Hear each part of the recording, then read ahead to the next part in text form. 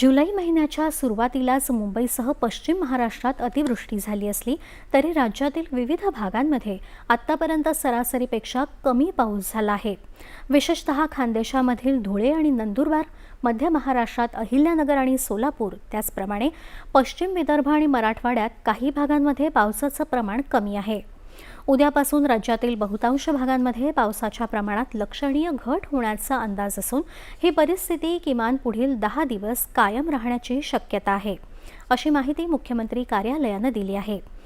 या दरम्यान राज्यातील विविध भागांमध्ये सरासरीपेक्षा कमी पाऊस अपेक्षित आहे।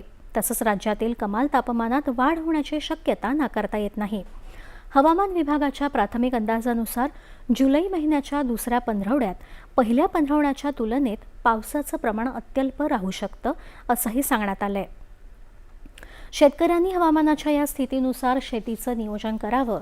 राज्यातील ज्या भागांमध्ये अद्याप समाधानकारक पाऊस झालेला नाही तिथल्या शेतकऱ्यांनी जमिनीत पुरेसा ओलावा निर्माण झाल्याशिवाय पेरणीची घाई करू नये, असं आवाहन राज्याच्या कृषी विभागानं केलं आहे।